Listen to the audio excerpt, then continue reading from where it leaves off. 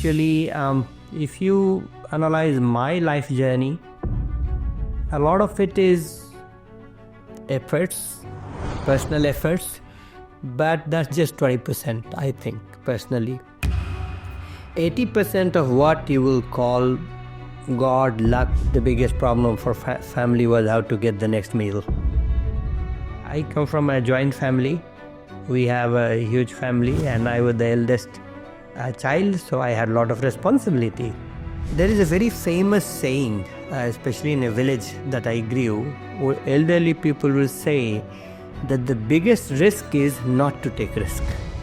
Seeing hardships also means get to improvise. I was about to be thrown out from that group. I was being asked that, okay, now you go back, you are not going to survive here. Then they had a particular project which was in very difficult. I have always had this good or bad habit of not accepting an explanation that is given, but internalizing myself. All of the computers that we have been building for past 50 years, they don't fit in this paradigm.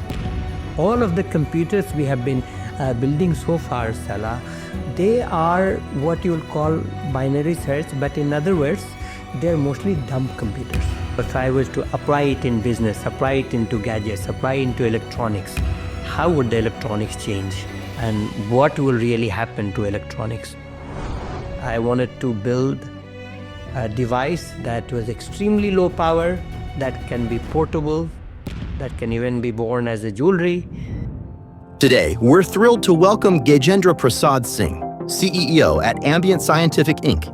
GP Singh is a distinguished tech expert with over 26 years in advanced semiconductor technology. Passionate about solving complex challenges, he co-founded Ambient Scientific with visionaries from Silicon Valley, focusing on programmable AI microprocessors that deliver high performance at low power and cost.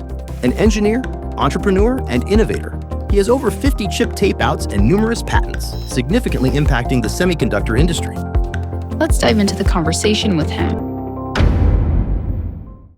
Hello and welcome to the Semiconductor Leadership Podcast, the platform that dives deep into the stories, insights and strategies of the semiconductor industry. I'm your host, Salah Nazri. So whether you're an industry veteran or someone that's just curious about the semiconductor industry, this podcast is designed to bring you the valuable lessons from the brightest minds in the industry. From cutting-edge R&D to leadership strategies to global market trends. We will cover it all. But before we get started, I hereby would like to ask you a simple favor. Click on that subscribe button to the podcast, either on YouTube, Spotify, or Apple Podcast. The more followers we get, the more interesting and dynamic the podcast will become. And it really helps us to keep bringing you the best conversations in the semiconductor world, like our special guest today. So in today's episode, we are joined by GP Singh, who is the CEO of Ambient Scientific. So without further ado, let's jump into the conversation. Welcome to the podcast, GP. Lovely to see you again. How are you? How are you keeping? I am doing great, and Salah, thank you very much. It's a privilege to be here. And Thank you. Looks like you have been inviting lots of very important people. We are a small startup today. Hopefully we'll become important very soon. You are already important, my friend GP. You are already. It's just now is to make that important worldwide and renowned. It's marvelous to see. I mean, the last time I saw you was in Riyadh in Saudi Arabia, and that was a marvelous event, and it got a lot of attraction, I believe, for Ambient Scientific. Please tell me, can you share a bit more about your journey and what inspired you to pursue a career in semiconductors and deep learning technologies? So I presume it's going to be a twofold answer. Yes. So, a personal journey and a professional journey. Personal journey, I was born in a small village in India, in a farming family. My father was a farmer. My whole family was a farmer, extremely modest background, where the biggest problem for family was how to get the next meal. From there to getting educated in a premium school, then from a premium school to premium college, then from there to getting a good job in India, and then immediately transferring to France, first for a year, and then in USA. Oh, wow. Can you explain that part, that journey? Was that part of your university, or was it work that made you go to France, to the America? No, it was all exploration. Some of that was just luck. I mean, we can go a little bit detail. But Salah, actually, if you analyze my life journey, a lot of it is efforts, personal efforts, but that's just 20%, I think, personally. 80% of what you will call God, luck, serendipity, whatever you want to call it. I personally believe in God. So a lot of it was just things were happening.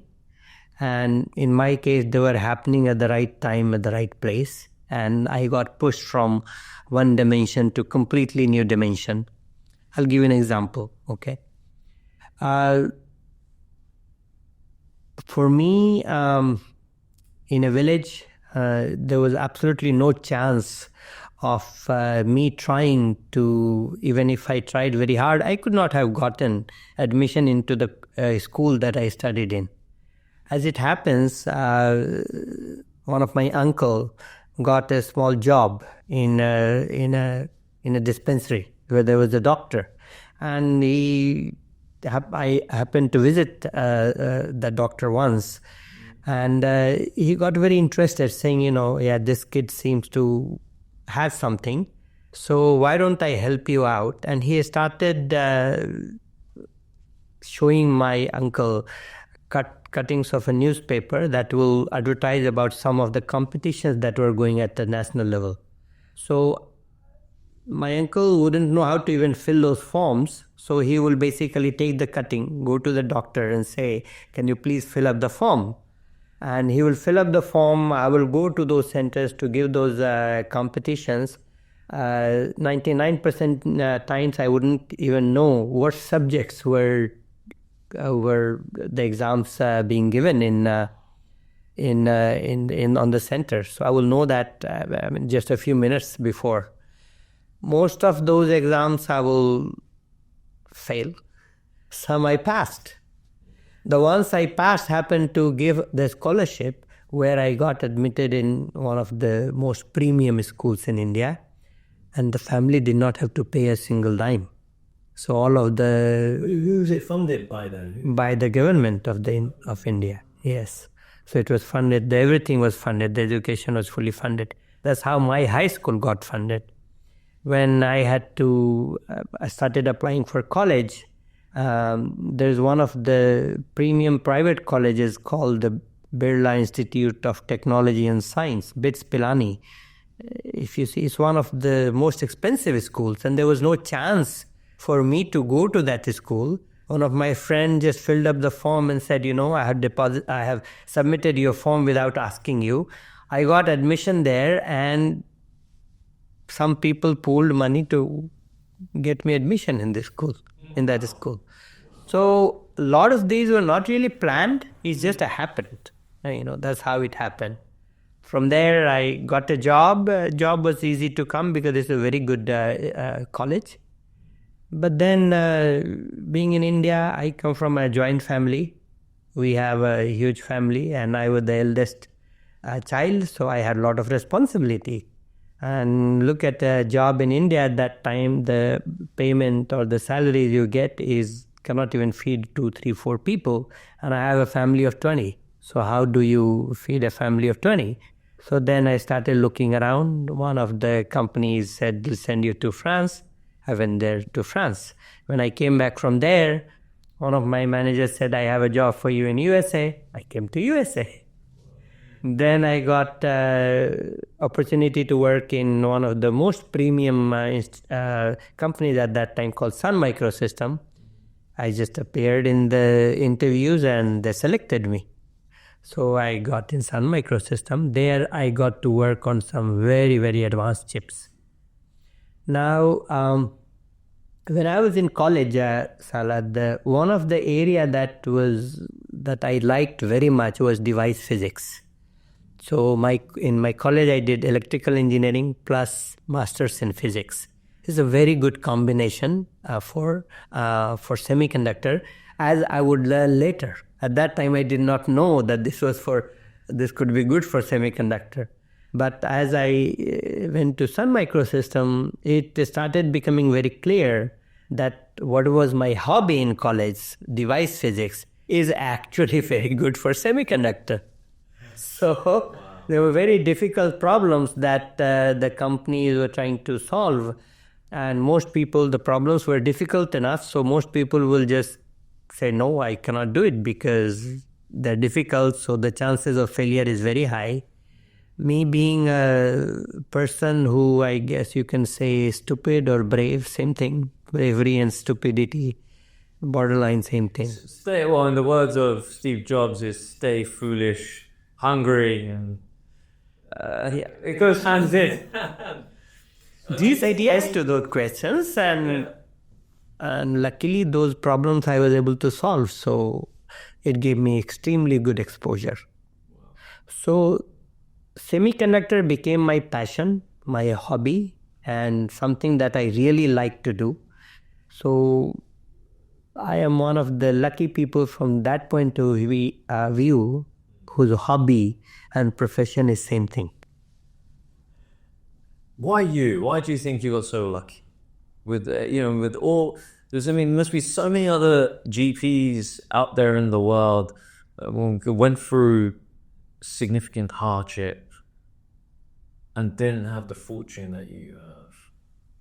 What do you think? I don't think I know the exact answer, but there is a very famous saying, especially in a village that I grew, where elderly people will say that the biggest risk is not to take risk. So many places where people were not willing to take risk, I took risk. Could one of those risks have been fatal? Possible. But, whatever doesn't kill you makes you stronger, as you know, right? So yeah, well, it is really, it's inspirational. My favorite stories or favorite biographies are always the underdog stories. The ones that people don't expect, and then all of a sudden they turn things around. Because it's relative to my story as well. Started from zero and to make it. But tell me about somewhere. How was that experience? You come into you went to France, and then France to America. How was your experience in that situation? Like, what was the environment like? So everywhere at least in my experience, everywhere I went, I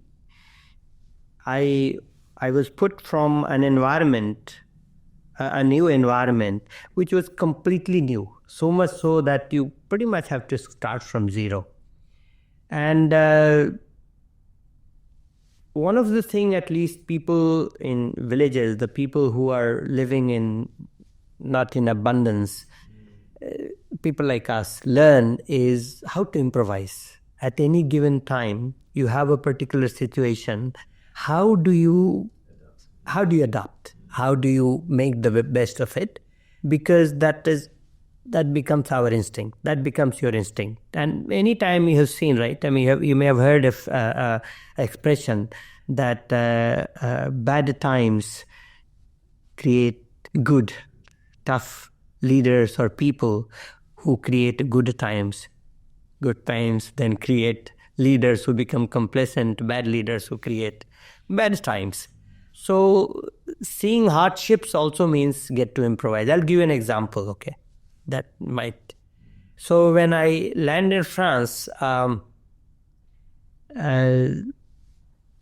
I am given a task. So I asked them, can you explain me? So they explained me steps, that you do this, you do this, you do this, you do this. There are like 10 different steps. This is an ASIC, how to build an ASIC. There's the steps in building an ASIC chip. So I would ask them, no, explain me, why should I do this? So step 1 to step 2, you're saying push this button, but why should I push this button? And unless you explain me, I don't know why I'm pushing that button, so I won't be able to do my job. The first 2-3 people who tried to explain it to me, they got very annoyed that, he keeps asking why. Should I, why this step? What is there in this step? What is really happening in that step? So they tagged me as a guy, he is really dumb. He doesn't really understand anything, okay? So I was told later on that I was about to be thrown out from that group. I was being asked that, okay, now you go back, you are not going to survive here. Then they had a particular project which was in a very difficult step. It was actually had fallen behind by many, many months.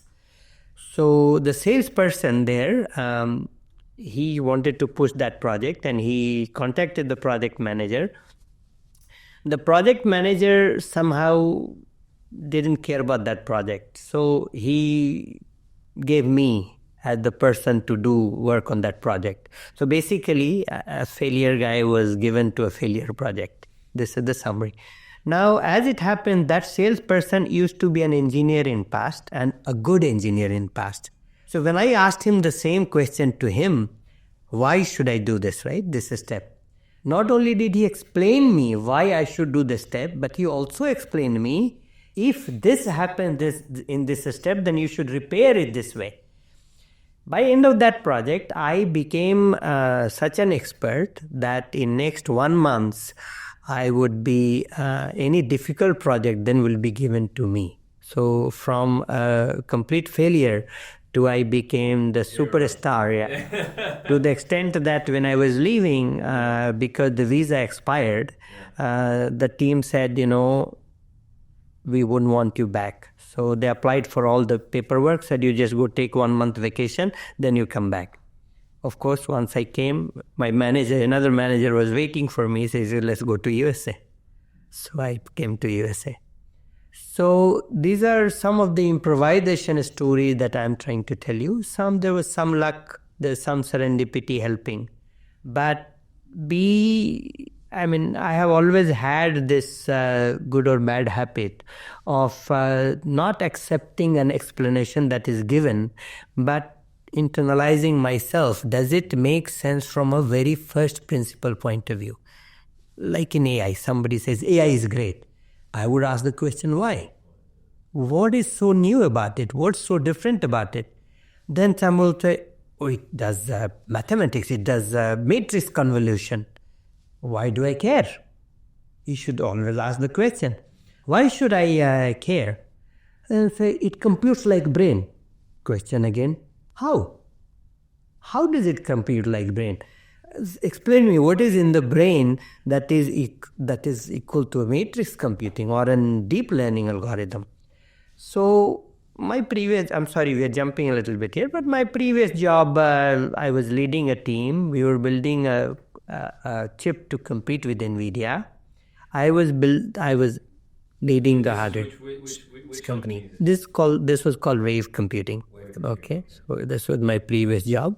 You guys were making a GPU? That's a new architecture that will be like GPU, but we jumped so much. But there also my introduction to deep learning, then I will go to the software team and show the mathematics, how it is, why is it happening. Then it started dawning upon me, at least I started realizing that, this compute is different. Why is it different? Because it is exploiting a mathematics that so far we have not understood the real value of that mathematics. What is that real value? The real value of a matrix convolution is it actually is the only mathematical tool available to us that does relationship computing. It actually figures out relationship between an input and a particular parameter which can be trained, just like our human brain does. So if you're looking at matrix computing as multiply, accumulate, then you wouldn't get it. But if you start looking at matrix computing, that it actually does a relationship computing, then you start figuring out, wait a minute, that means all of the computers that we have been building for past 50 years, they don't fit in this paradigm. All of the computers we have been building so far, Salah, they are what you will call binary search, but in other words, they're mostly dumb computers. They have no ability to learn. They only do the computing as has been designed by the engineer who is writing the code. So the thinking doesn't get done by the machine. The thinking gets done by the engineer who is writing the code. And if you happen to have a great engineer who designed a great code, the machine will do great stuff. And the other side of the story is also true.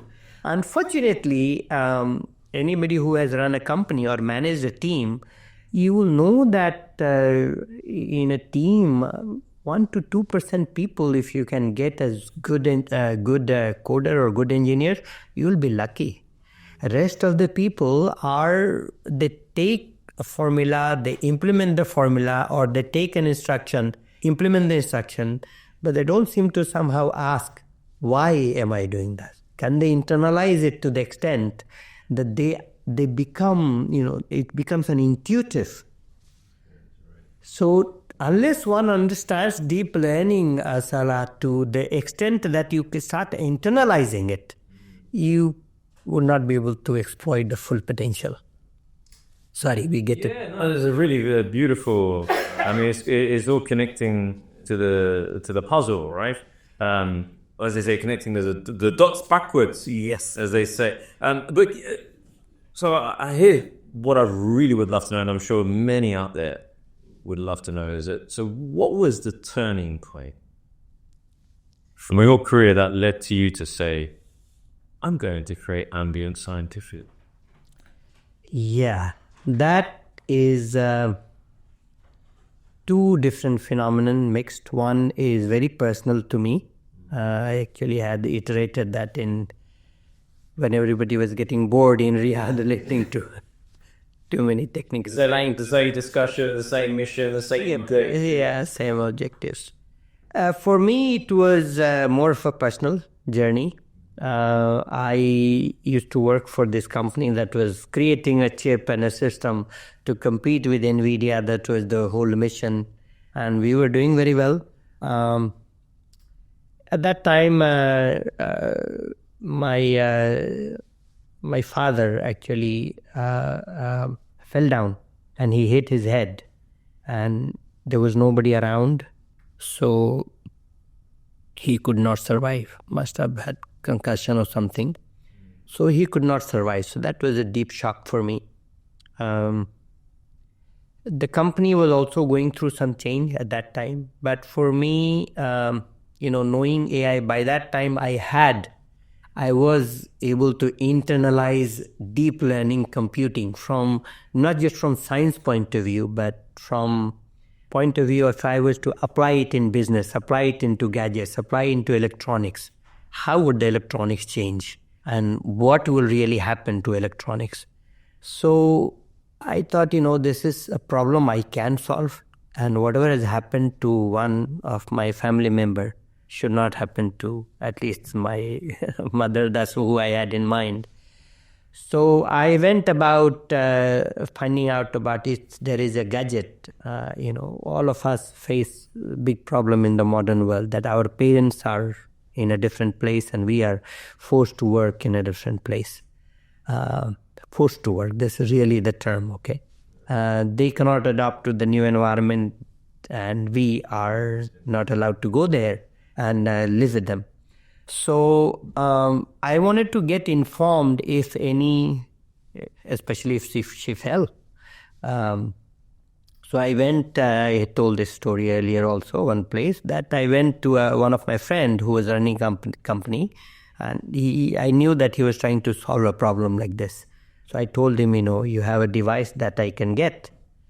And he said, yes, we have been, selling some devices. You have a small brick-side device. I'll wear it as a locket. And if you fall, you press a button and then some text message will be sent somewhere. And I'm imagining my mother, first of all, this brick, she's not going to agree to even wear it.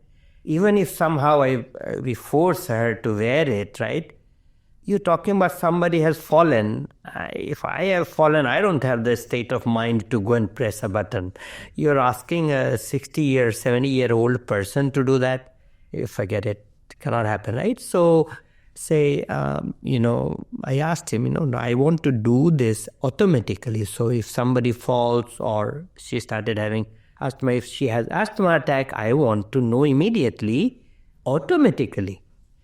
So he said, I have been trying to do this for a very long time. It's just that such a chip or such a semiconductor does not exist that can make it so portable and it can detect automatically and it can be in a form of locket.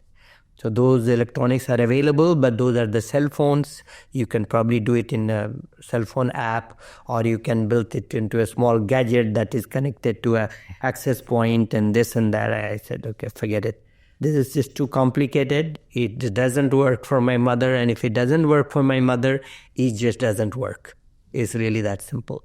So that's when I decided that I wanted to build a device that was extremely low power, that can be portable, that can even be worn as a jewelry. And for that, I wanted to build a chip.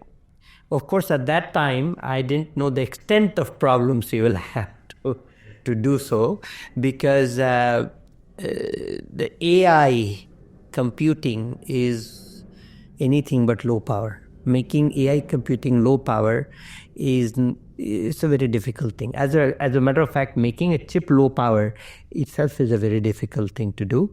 My 30 years experience says that.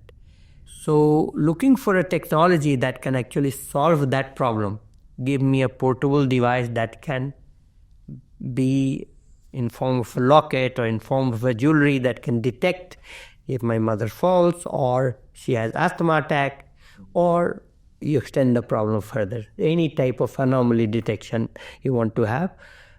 Building that chip became the mission for the company. As we started moving forward, we realized that, this problem is not limited to somebody just falling. It can be even the machine having sickness, people having sickness, patients having sickness, or somebody, disabled person trying to get help. So intelligence that can become part of a common person's life. How do I build intelligence that becomes part of the common person's life? Does not cost $1,000 or $300. It is affordable. So affordable intelligence around us in our ambience. That's the name Ambient, the science of the intelligence around us. Lovely. Ambient Scientific. Ambient Scientific. That's very clever, smart. That's really, wow. So Ambient Scientific has developed, of course, this groundbreaking trademarked technology called DigAn, right? Which is an AI computing technology. Can you explain how this technology bridges the gap between analog and digital AI computing? Yeah. It's kind of a very deep question. First, thank you very much for asking the question. Explaining this is a little bit techie answers, so I'll try to avoid techie terms as much as possible. But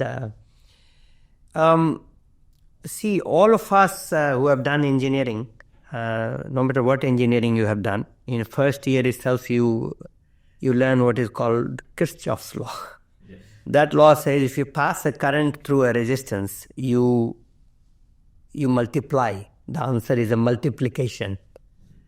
V equal to I multiplied by R.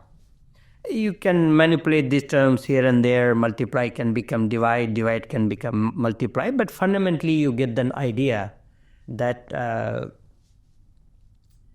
the multiply can happen automatically if somehow you can use this phenomenon. Okay. The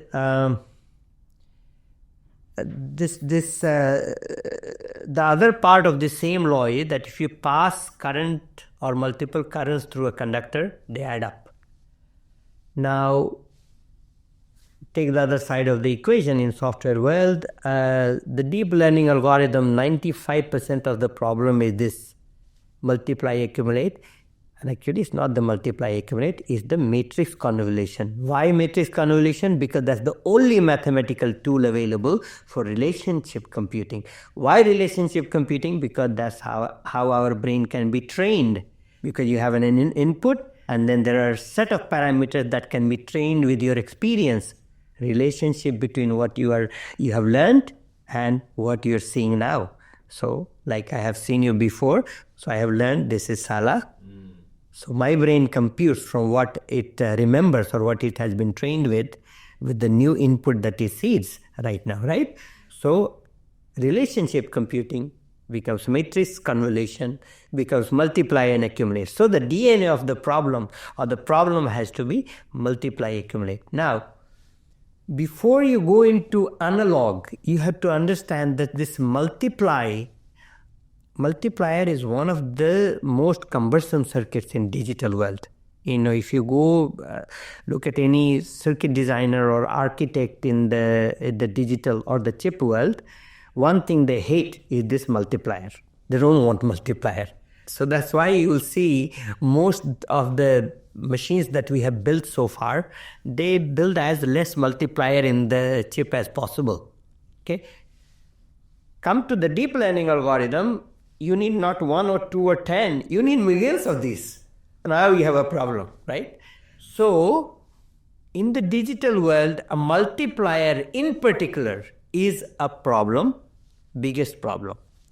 The second part that creates a problem, Salah, is in the deep learning world, you need to do what is called computing, a lot of mathematical computing, and then you need to collaborate. After each computing, you need to collaborate. This is another thing that if you look at traditional computers, don't do very well, because you're doing, if you do this, then you do this, then you do this, means you don't need to collaborate with anybody else. The answers appear to you step by step. That's not how our brain computes. Our brain, let's say if I'm looking at you, there are around 30 million plus neurons looking at you simultaneously and trying to figure out if it is Salah or it's somebody else. And as a matter of fact, 5% of those neurons say that this is not Salah. This is like a dog, it's a door, it's a building, it's a light. And 95% of them get the right answer. So then they vote. That means each one of them independently computes and then they collaborate. In a classical computer, each unit computes. There is no collaboration that happens at every step. So this is another problem that you encounter when you do the deep learning computing.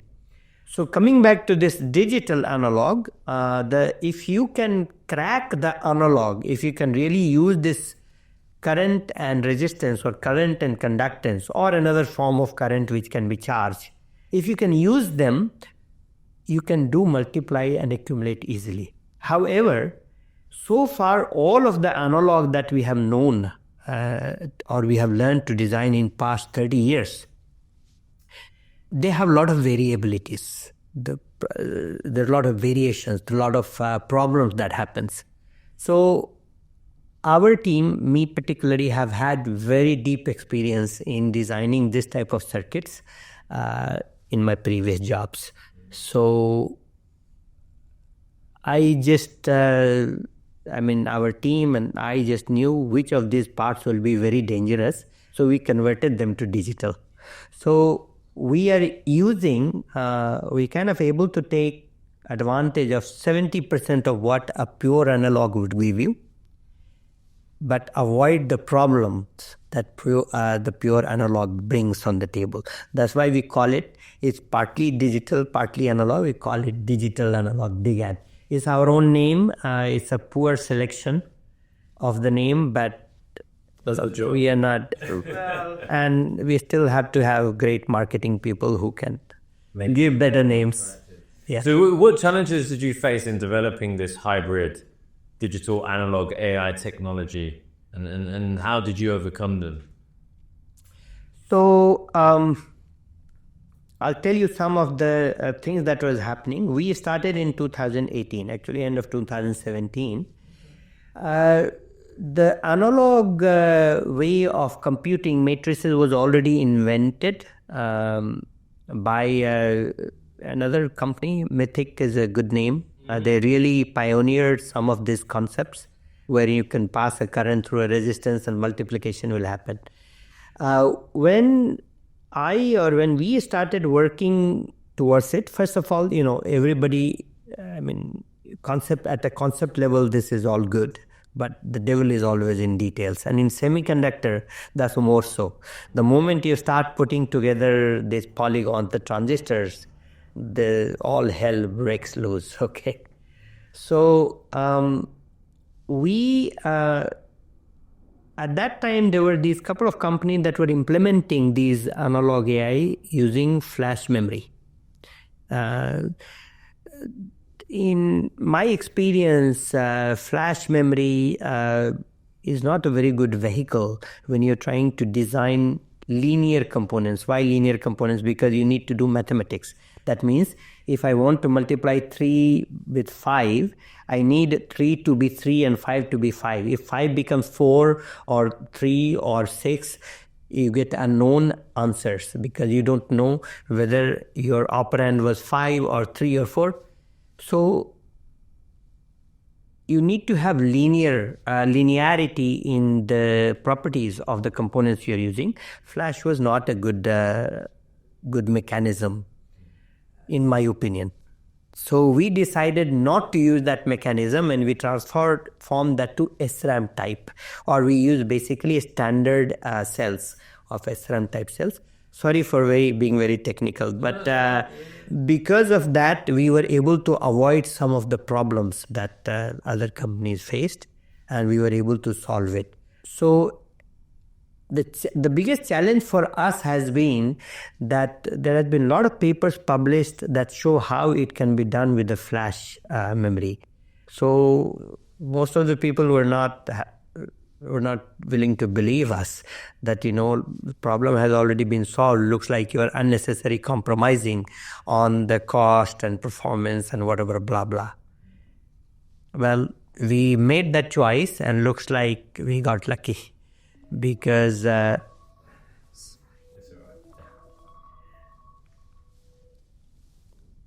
looks like other people stumbled and got more unlucky than we have been.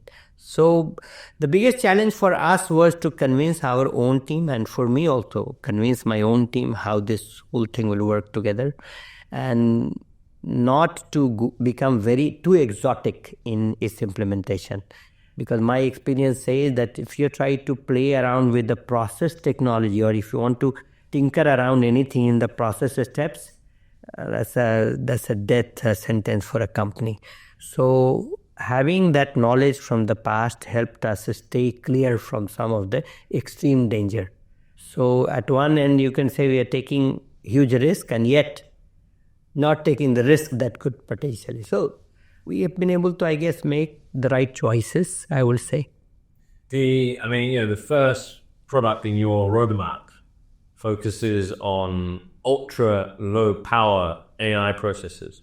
So what makes this product stand out in this highly competitive IoT and AI landscape? So remember the journey, start of the journey is my locket that can be small, can take a form of a jewelry. It is powered by a very small battery, and I can give it to my mother. Now, what does that mean? It means if I have to ask her to charge it every day, it's not going to happen. So I need a device that does not need charging every day. How often Does it need to be charged? Well, maybe every 3 months we can give a new one to her. So A new device, a total new device, or you're referring to? if she is not willing to charge anything, all that will really happen if it stops working, she throws it and then give a new one. That brings to another challenge. But let's stay with this challenge first. So the power consumption has to be so low that on a small battery, the device can last for a few months. Right. Has to be in a small form factor. And not just my mother, everybody's mother is as important. Hence, it has to be affordable. For me, affordable also important because if I go ask her to charge something, it's just not going to happen. It's that simple. So maybe I can ask my brother to just give her a new one, different color, different jewelry shape, built with silver, built with gold, something else. So she can wear it and still be safe. For me, she's safe. So the market for us is that battery powered intelligence. Now, if you go out in the market, the battery powered intelligence is still not abundantly available, even though there are a lot of IoT devices. And yes, that's a very competitive market. But when you go sell that, look, I don't have to send the data to data center. Again, come to my mother. She's in a village, in a floor concrete building. The chances that the connection will be broken or the cell phone connection will be broken when she is in a particular room is very high. Yeah. Yes? So this has to happen such that the detection happens right then and there, and if nothing else, I'll put a lot of speakers around the house that will start sounding if she falls, so somebody comes running. This is my idea of making it happen. So it has to be all local, should not be dependent on a data center, it should not be dependent on a communication, local intelligence, affordable, lasting on battery for a long time. This market, not as many solutions available today. So we do not find, we don't find much of competition in that market. So in terms of the, of course, you made it clear in terms of the application and the impact. Your AI processor is tailored for on-device AI computing in IoT applications like NLP, anomaly detection, and smart sensors. So can you share examples of how this technology is transforming these fields? Yes. So we now have many customers, around 20 different projects that are in progress right now. In all cases, the problems are, I'll give you some examples, okay? One is this locket that we talked about. Then there is a company that is analyzing the performance of soccer players when they are practicing soccer. They want to analyze how many times you jumped, how many times in that jump you really had the energy, how many times you did the kicking, how many times you were dribbling, when were you dribbling. They want to all do that analysis. And they're using this same IoT type device which collects the data, and then after the game is over, they send that data to the cloud, and then after a few hours, 10 minutes after the game is over, they get to analyze, you did the mistake then, you did the mistake then, you did the mistake then. A company is saying, wait a minute, 1.5 hours of game, and you're trying to figure out at 10 seconds you did this mistake. The guy doesn't remember. Needs real-time feedback. If you really want to help a player, you got to give him the real-time feedback. How do you get the real-time feedback? It has to be right then and there. How does it happen right then and there? Very low power intelligence. So this is another example. I'll give you yet another example. There is this company that is building this heart monitor, and they want to figure out if, especially for acute cases of patients, they want to figure out if a heart condition is developing that requires immediate attention. Rather than having an attendant sitting 24 hours next to the patient bed. Now you need an intelligent analysis tool that can do this job. So they have been able to replace the old patches they had and now made a portable patch using our chip that can actually analyze different conditions of heart. Now you take this example about the soccer. Tomorrow you'll be analyzing real time a baseball player, a football player, a concussion in the helmet. How is the health doing? So somebody wants to use it in the cans for blind people so that they can detect if there is a hazard coming on the way. So the number of applications is just enormous. There's a company that found us, as a matter of fact. They have been doing diagnosis for the motors, what is called predictive maintenance. So they drill these sensors. Excuse me. They drill these sensors in the motors and sense the vibration and the sound of the motor and figure out what parts of the motor can be going bad, like the gears are going bad or the rotors are going bad. So far, again, they were sending the data to data center. Well, the data center happens to be on the floor. But the amount of data is so much that they are not able to, they're not able to do it wirelessly. So they want, again, that analysis to happen on device. So they are porting their application to our chip. So whether it's the machine's health, human health, or performance analysis, so whether you want to improve your health or your current performance of sports, walking, your sleeping, your running, your whatever you have it, you can do this using our chip. Humongous number of applications that we see, whether it's sound, it's other type of, whether it's temperature, motion, gyroscope, magnetometer. Somebody just we started talking to, they want to figure out which car is being plugged because they figured that if you on a particular street, if everybody plugs in Tesla car, then the grid will actually collapse. Yeah, really? Collapse. Yes. So they don't want everybody to plug in all simultaneously. So they want to detect how many Tesla cars are being plugged, so that they can say, sorry, you can't do this right now. Which one doesn't? So it's very effective, is it? So how much do you see your solutions at GP on your side of things contributing to the advancement of edge computing? And then, of course, we've got this edge cloud solutions in the future. So in process of solving my personal problem, we had to develop, first of all, we had to develop this DGAN technology that does massive amount of matrix convolution. But then because we needed the data to collaborate after every cycle or every computation, that type of paradigm also does not exist in the existing compute world. So we had to develop our own instruction set. That means we ended up developing an entire core like a GPU core that does massive amount of computing or the deep learning computing with very little power. Now, we can multiply this number of cores as many times as we want. We have all the pieces of technology available. We started in an area where we did not have a lot of competition to face because, well, this was also my personal problem. So I was solving my personal problem, but this also happens to solve the company problem or commercial problem as such.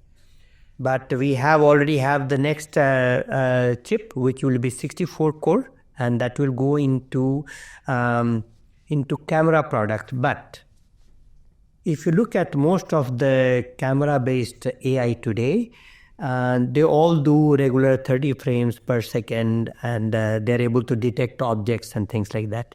But if you want to build a very small camera that again runs on a battery for a long time and is able to do so, you don't find that solution, or you don't find that electronics in place today. We'll be able to address the extremely low power camera intelligence, and we'll also be able to address the very high speed and very high resolution camera intelligence. Salah, I don't know if you know it or not, but most chips today that take They will say, okay, I have a 10 megapixel camera that I am doing AI with. But they all take the 10 million pixel and compress it down to 250 by 250 or 500 by 500 because the AI engines in the background is not fast enough to compute the 10 million pixels simultaneously.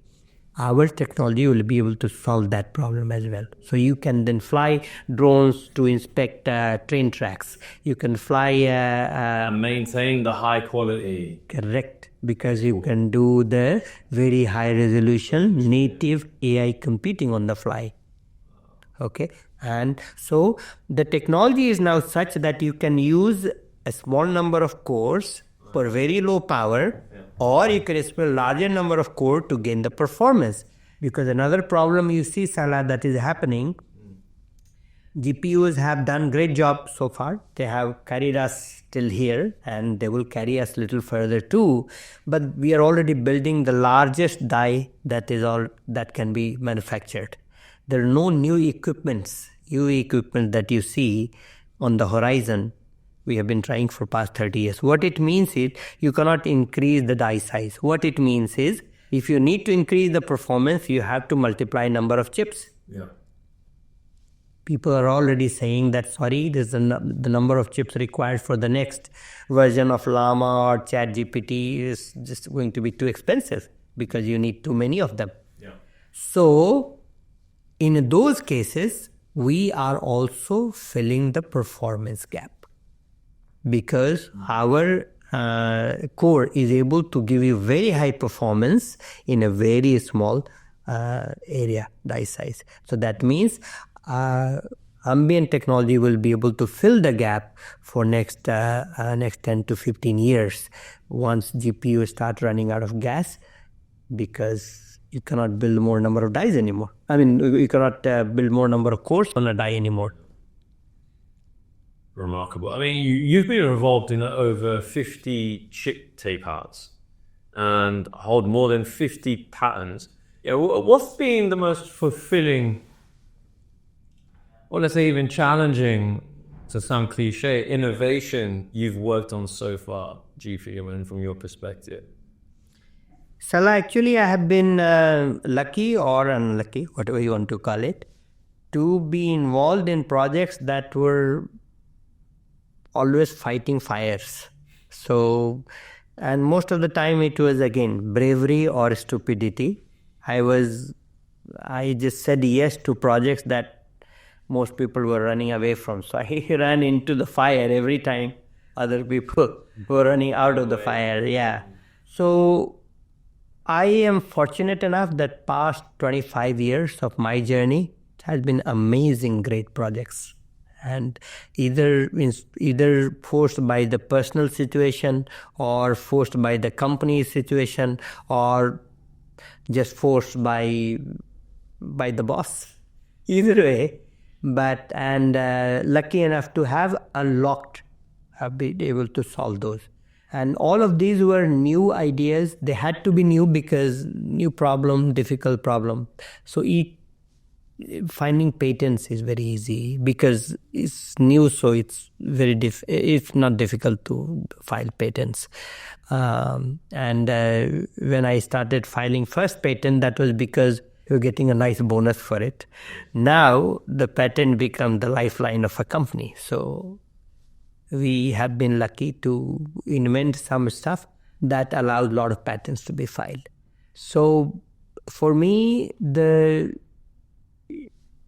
all 25 years is filled with a lot of interesting projects. I won't call challenging projects, interesting projects. That was the first one, they're fulfilling. Yes, fulfilling projects. I have no complaints from my professional life. But I mean, as someone who's been an engineer, you've been an entrepreneur and an executive, I mean, how have these roles shaped your approach to leadership and innovation? First of all, I want to make it clear. By heart, I am an engineer. My hobby is device physics. My hobby is electronics.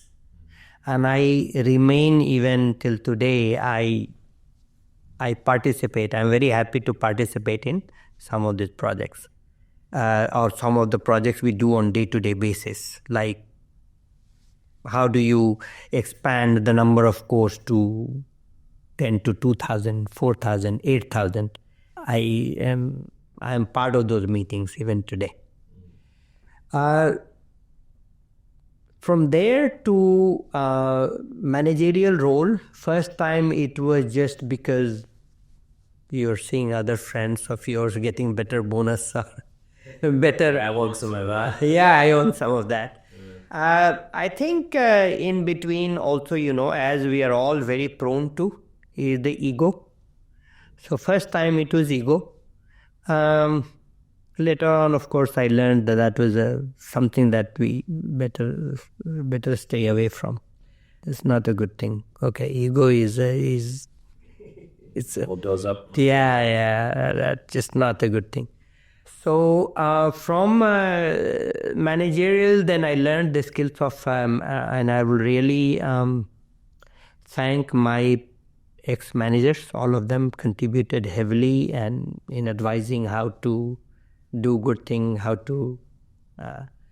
The journey becomes more difficult, Salah, as you go up, because then very soon you do not find people who will tell you what is good, what is not good. And what that means is you end up learning by making mistakes. And all you can do is hope that one of those mistakes is not fatal. After a decision is made, even after 2 minutes, there will be 10,000 people who can analyze. Hindsight is so crystal clear. But when you have to make those decisions, most of that time you have to make decisions based off incomplete data. The data is just not, and not only that, mostly conflicting data. So what do you depend on? Just instincts. There's no when it's right or wrong. You don't. You just do it. Instinct, yeah. Whatever your inner self, to me, whatever my inner self tells, actually, I would say that every time I am making decision, I am as scared. I'll give you that example that we talked about. Take 2017, end of 2017, we are deciding that we want to build this DGAN or analog type structure. And there are two companies that were claiming that they already have flash-based analog working in their lab. And here we are, we have nothing in our hand, just a PowerPoint and just thinking, saying that would not work. So I go to the first person and explain that, this is how it will happen, and those guys will fail and we will do better. Guy throws me out of his room, get out. They already have the stuff, there are published papers where things are working, and you're saying they will fail, and you have absolutely nothing, just a PowerPoint slide, and you're saying you're going to succeed, so get out. For next 3 years, so first company will give a clue about things not working, will be in 2020 or 2021. So next 2 years for me, what if I'm wrong? That you're going to bed every day with that thinking, because I put a huge amount of my own saving in the company. All of that, whatever I had, I put all that in company because this was a risky technology. So my thinking was that make or break. Make or break, or if I have to waste somebody's money, then let it be my money. Why waste somebody else's money? And if the technology doesn't pan out, then I will close my shop and go. That's why you see not a lot of marketing from our side. We have been rather quiet. It took a lot of time to make such things work. So that was my idea that, if things don't work out, then I will simply just simply close shop and walk out. I don't have to make a noise about it. But for me, 3 years of being very scared that whatever we are thinking is wrong. Maybe there is something they have invented, others have invented that I just don't know about. There are a lot of smart people in the world. So when you make decisions, do you know you're right? No, you don't. I mean, at least I don't. Yeah. You just feel it in your stomach sometimes. Yeah, you just instincts. There's nothing. You're going to get absolutely no help. I can tell you. All that happens is there's very good chance that you'll find 50% people who will be telling one side and another 50% telling the opposite. With the growing emphasis on AI-driven solutions, right now everything's AI. Soon this coffee will be made of AI.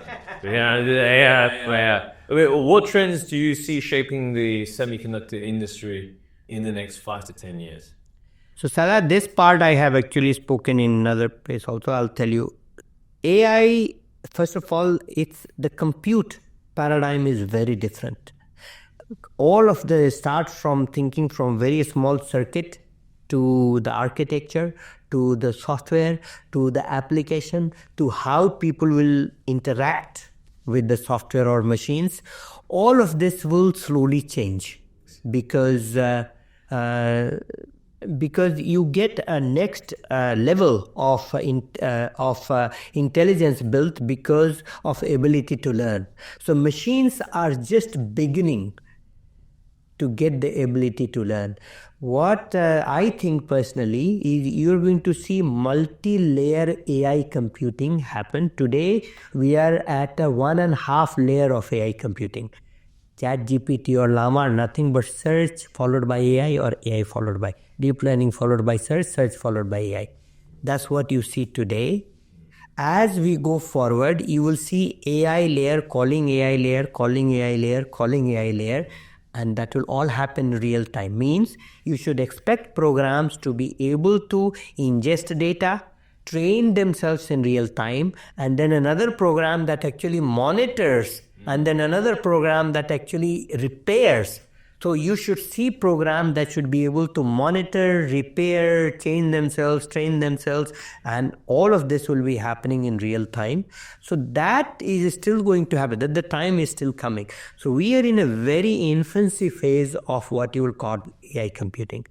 Now, the biggest challenge you will see, so next 10 to 15 years, or even maybe 20 years, push technologies like Ambient Scientific, or I'm sure there are other people who will also invent similar technology. The CMOS will be able to carry the baton. But after 20 years or so, I think we will run out of gas of hardware to be able to do what the applications will demand. Okay? And at that time, so a lot of people are eyeing quantum or eyeing something else.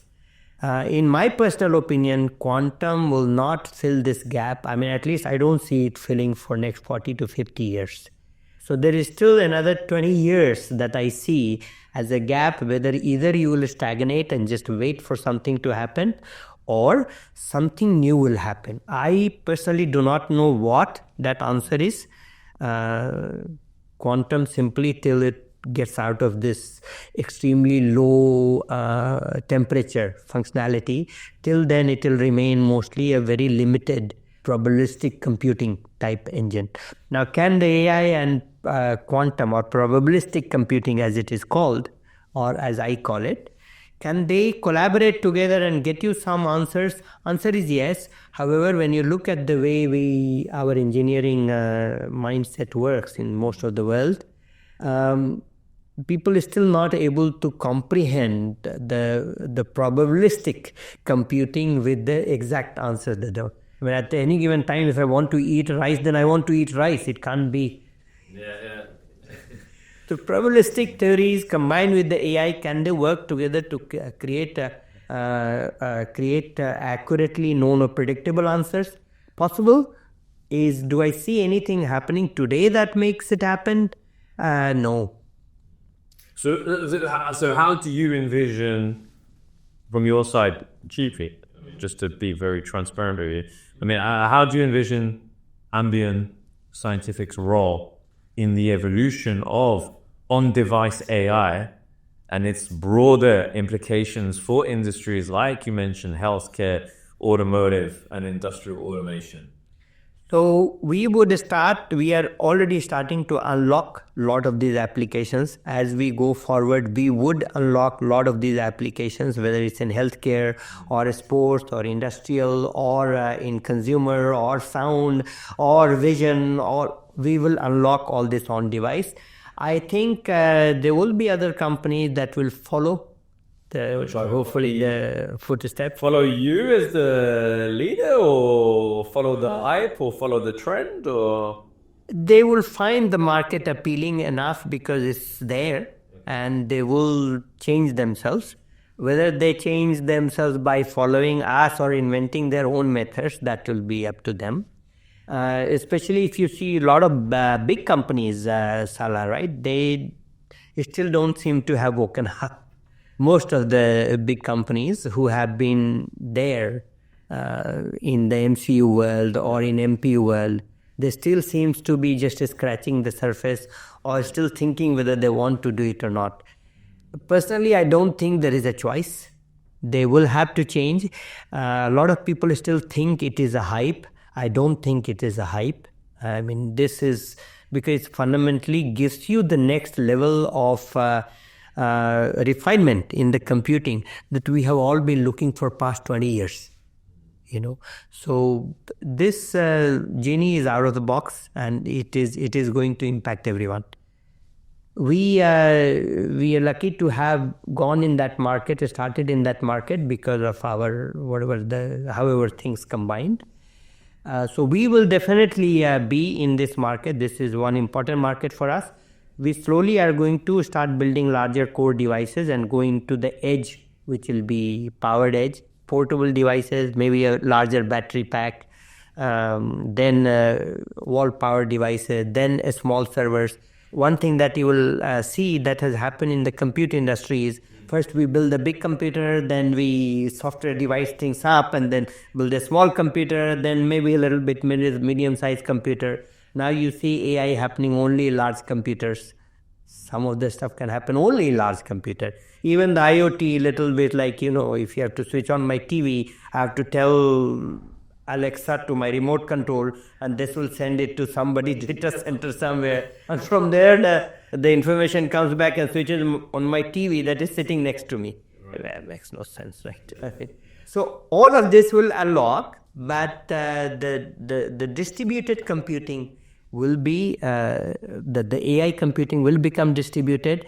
That will also give rise to the enterprise computing that has been quite dormant for past 10, 15 years. You see enterprise has become that will actually, because a lot of what AI does is finds out flaws in machines, flaws in processors, flaws in people. Companies or people don't want to send that to data centers where some hacker can just hack a particular machine and unlock the whole thing. So they want to keep all this on the floor. So this will become the enterprise computing. We would be definitely playing a role, slowly going into all of these markets. So from your perspective then, talking of so-called followers, what advice would you give to young engineers or entrepreneurs that are looking to innovate in the semiconductor or AI space? The same thing that I have heard in my village, the biggest risk is not taking the risk. So just taking a risk, just jump at it. Yeah, and you see, the failures are part of success. If you're afraid of failure, then... I think most people, it's very interesting. Like I've always said, when you do it yourself, you're taking a huge risk. And, sometimes the safety thing that we hear from our parents is, I'll go and work at a big company. Stay there, be safe, play it safe. What would you say? Could you share any lessons from the challenges of transitioning from working at a big company like Sun Microsystems to starting up your own startup?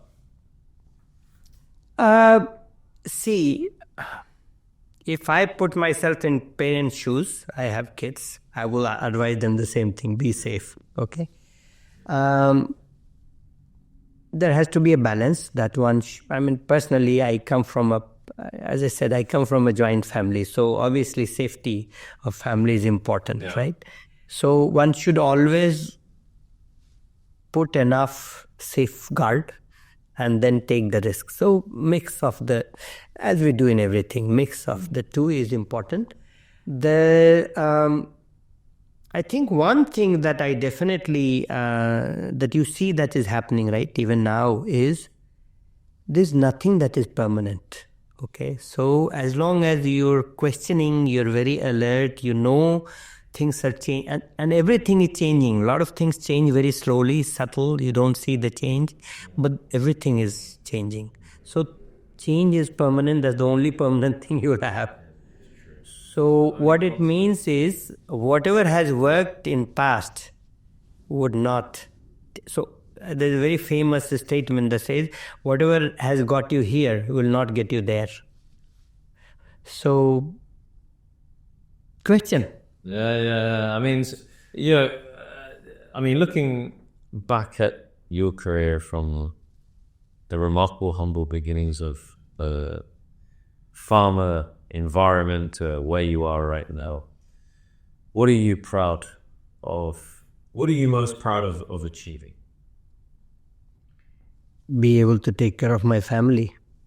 Truthfully speaking, I find that is actually a bigger achievement for me than patents, or these are just artifacts. I mean, these are just medals.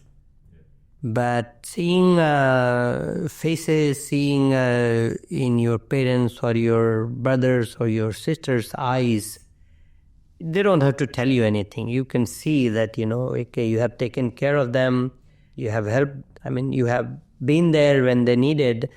That I will call the biggest achievement. Everything else is secondary. Salah. Yeah, I love that. Respect. Really, GP, thank you so much for this, Mark. It's a privilege to be here. Really, really remarkable. I think at the end of the day, when it's all said and done, I had a very unfortunate health situation that happened to me last year. And I think the biggest realization for me was being on that hospital bed, 9 p.m., I remember it very well. And then looking at who's in the hospital room, and you then look at it and you just say, right, this is how game over looks like. But who's in this room? I think that is almost eye-awakening situations one can be in. So. I think humans should measure their success. This is, I may be philosophical and emotionally philosophical. The best way to measure it is people who are around you, in their eyes, what you read when you're not capable. That will tell you what you have achieved and what you have not achieved, okay? Most people, when you are in the power, when you have the strength, they will tell you all kind of good stuff, and it's fluff. When you cannot do anything for them, what are those eyes telling to you? That's all that matters. Very valid point. Very valid point. GP, look, as a tradition in our podcast series, the last person leaves a question for the next person. And the question I was left for you is based on the topic of diversity and inclusion. And how can the tech industry as a whole, both women and for men, how can we work together to make it an inclusive space?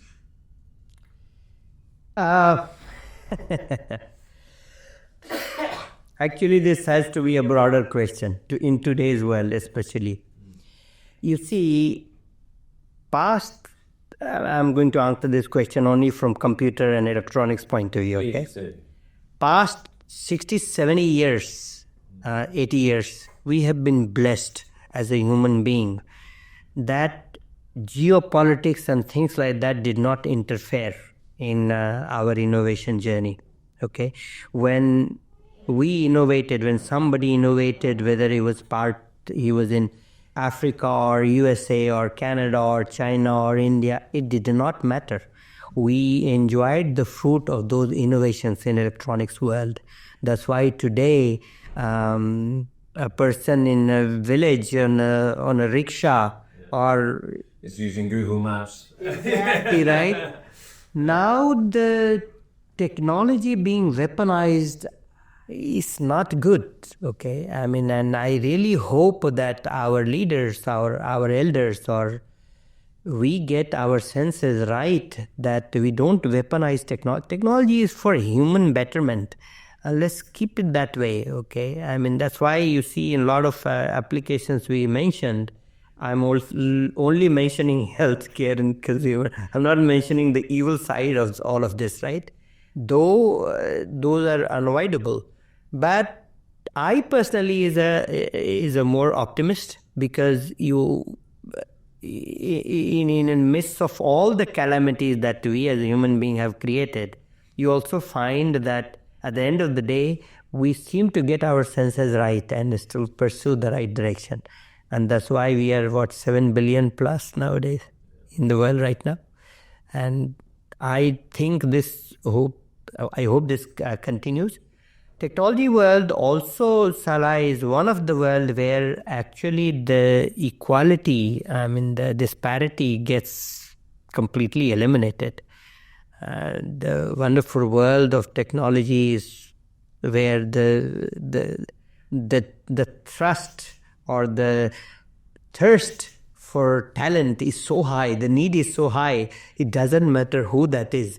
If there is a person who can do good coding, yes, matters. So now, there will come a time when you will have divide between competent and non-competent people, or competent from coding point of view, and the ones who don't do coding, they have other talents. That will also need to get filled. I am sure people will find ways to do that.